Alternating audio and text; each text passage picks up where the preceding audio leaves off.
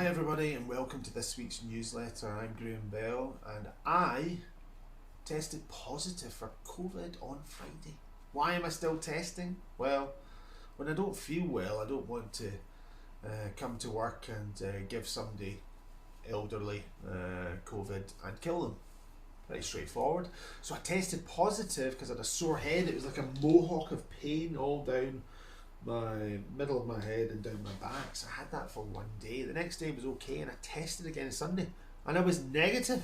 So I tested again on Monday and I was negative. And I'm negative. That's true. Wine can take away COVID. It's a fact from the Bell household. So I'm fine and I'm back to work, as you will be so glad to know. We welcomed some Dutch visitors. Yes, we had some Dutch visitors. We had them from Rotterdam and they were very, very, very nice people. I didn't mention Gio van Bronckhorst once because I'm still slightly numb from last night's result, which I'm sure some people will find hilarious. But anyway, very nice to get some Dutch visitors. They'd heard about us and they came to visit us and we welcomed, gave them some practice balls to go down to the practice area and they were just over the moon. So we are internationally recognised, isn't it? Isn't it fabulous? So in the coming weeks we've got some wonderful things on. We've got the shotgun Stableford Texas Scramble, which I think is it a Texas Scramble? It's a shotgun. Anyway, it's a shotgun, and that means you're gonna have fun afterwards. Hopefully, I might even I can't promise this, but I might do something exciting at night for you. That sounds slightly wrong. I mean entertainment purposes in the clubhouse, depending on my diary, because obviously I'm a very, very, very in-demand person. Anyway, did you watch the golf? Wasn't Dundonald 62? Was it 62 she shot? Or was it 64? 62 I think she shot. Unbelievable. Unbelievable stuff happening there. And also watched the Hero Open from St Andrews Bay. Now, number 1 and 2 were using Strixon irons. I love Strixon irons. I think they're awesome. So soft and just wonderful. Talking about golf clubs, did you know that when you get your clubs, well, maybe I'll start with this, Swingweight. It's basically the relationship of how heavy the head is in the club and how the club feels. Now, you've heard of loft and lie, you have heard of length of golf club, but you've maybe not heard of swing weight. So that's how the club feels. Now, say you want to get your grips changed, okay? And you go from maybe a grip like this to a grip like this.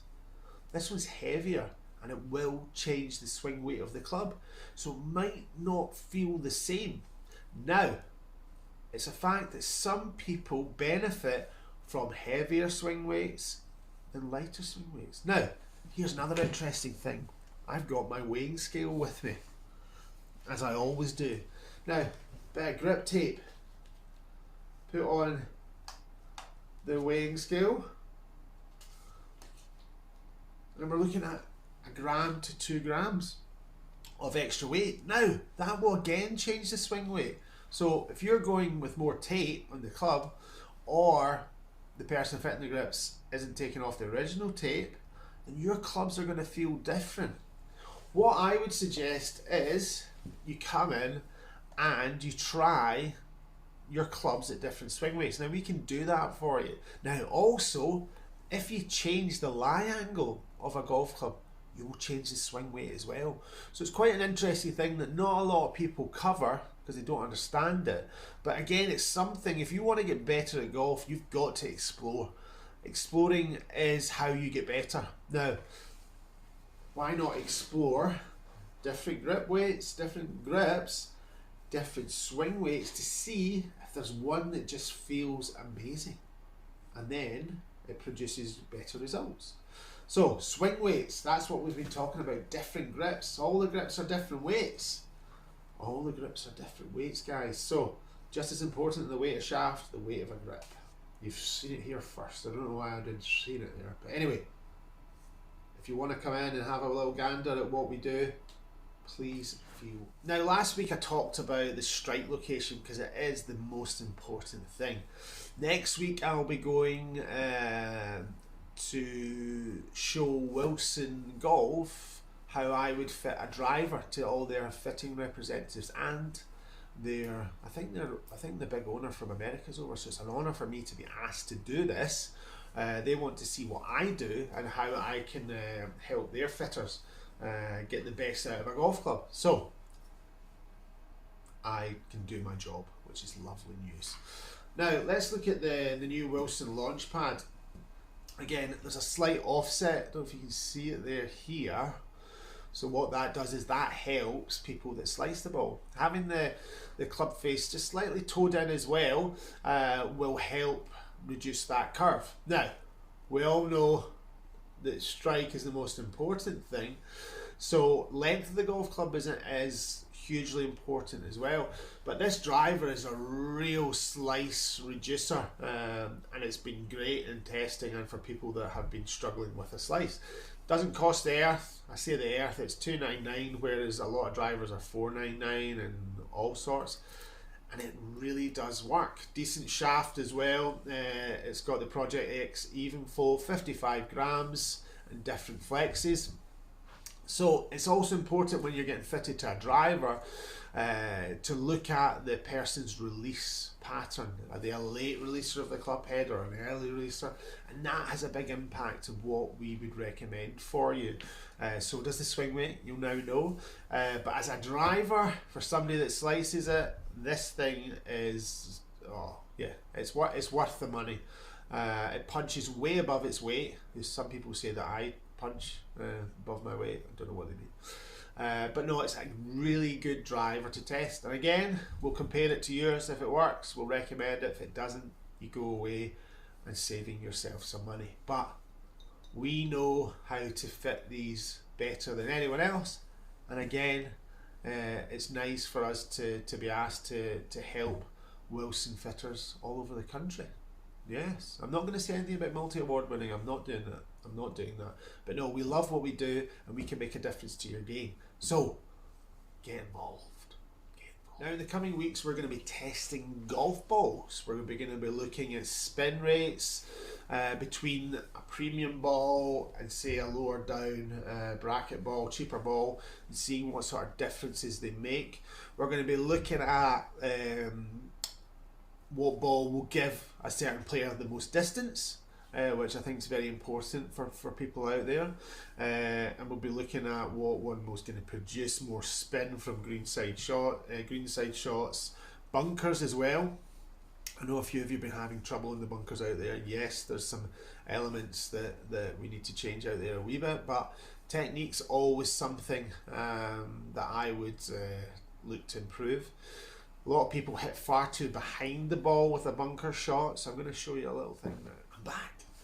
Now, when you're playing a bunker shot, right, you're going to hit slightly behind it depending on the distance that you want to hit it. So you're not going to hit as much behind it if you want to hit the ball a longer distance. But I'm a firm believer in when you're playing the shot, I like to see people, you'll see my wrists, okay?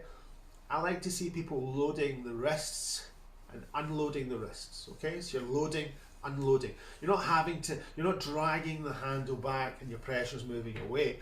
Pressure's staying in the left foot ball position, left in the left heel, but you're just feeling as if it's coming up because from there it will drop down. I'm not moving the handle away here, so if I drop it down it's going to hit behind it. But just try and feel as if you're loading the wrists, unloading the wrists, okay? Loading, unloading. Now you can also see me moving up. So I've got to move up to let that club come down into the ground.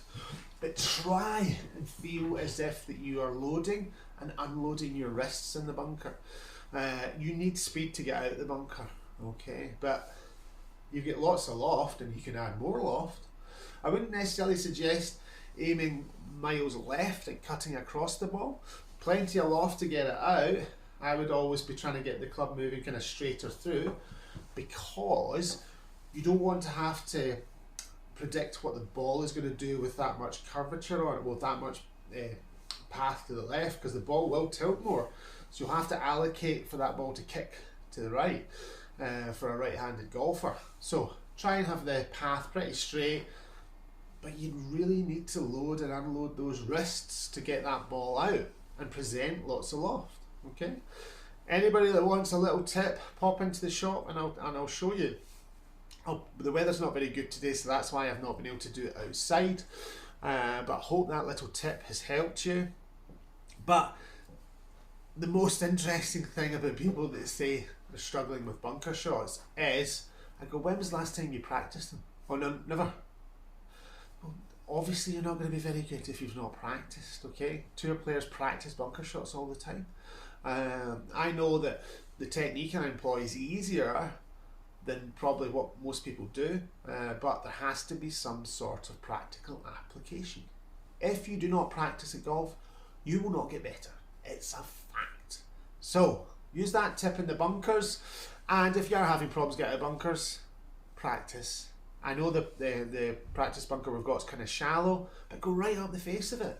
Practice, because you know what? Practice is the key. It's not all about having the perfect technique, but I know my technique works, so try it out. Now, I'm going to have my little rant about the world. I cannot believe our country is run by such people that are so removed from what I would suggest is everyday people. Jacob Rees-Mogg, I don't know, I think he's been produced in some sort of, I don't know, laboratory. He's so different to normal people. In fact, he's so different to any kind of people. And I don't know, I despair at all these big massive companies making huge amount of profit and we're having to pay double our energy bills. I think we're stupid. In any other country you'd probably see riots. Now, I'm not trying to get you to riot, absolutely not, but oh my goodness, what has happened? How are we, it's very sad, because all these people down in Westminster, not all of them, but they don't have to worry about paying their energy bills. They don't have to worry about anything. Jacob's Rees-Mogg, he just has to worry about what type of caviar he gets in his toast in the morning from his servants. These sort of people should not be deciding what happens to us. That's my rant, but I think everybody shares that opinion. So Jacob, if you're watching, I challenge you to a debate. There you go, because you're an absolute plonker. That's my opinion, not shared by anybody else. So until next week, let's hope the country gets better. And I would like Martin Lewis to be the next Prime Minister. You know, the guy that does your money saving tips. He seems a nice chap and seems on the ball. He's minted, but he still identifies what the country needs to change. I've been Graham Bell. I'm your next candidate for East Renfrewshire, the Martin Lewis Party. I bid you farewell.